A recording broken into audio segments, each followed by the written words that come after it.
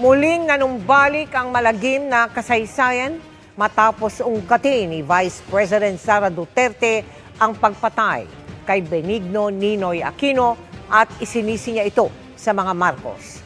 Ngayong bispiras ng kaarawan ng dating senador, may panawagan ng kanyang pamilya. Sabay nanindigang tutol sila sa anumang banta ng karahasan o pagpaslang. Nakatutok si Sandra Aguinaldo. Ang malagim na pagpaslang kay dating Senador Ninoy Aquino muling nanumbalik sa isipan ng publiko. Matapos ungkatin ni Vice President Sara Duterte sa banggaan nila ngayon ni Pangulong Bongbong Marcos. Pumalag nga yung buong bayan nung pinatay ng pamilya nila si Benigno Aquino Jr. Si VP Sara direktang inakusahan ng pamilya Marcos na nasa likod daw ng pagpaslang kay Ninoy.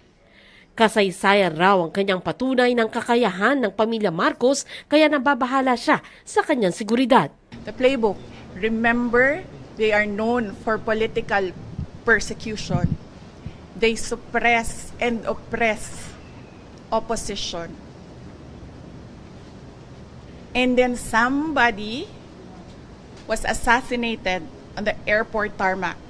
August 21, 1983, matapos ang 3 taong exile sa Amerika, nagbalik bansa si Ninoy, leader ng oposisyon noon at pangunahing kritiko ni dating Pangulong Ferdinand Marcos Sr.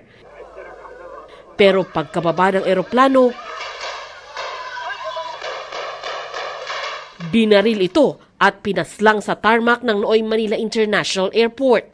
Mabilis noong itinanggi ni Marcos Sr. ang aligasyong siya ang nagpapatay kay Ninoy. Matapos ang mahigit 100 sesyon at makinig sa halos 200 saksi, lumabas sa investigasyon ng Agrava Fact-Finding Board na military conspiracy ang nangyari.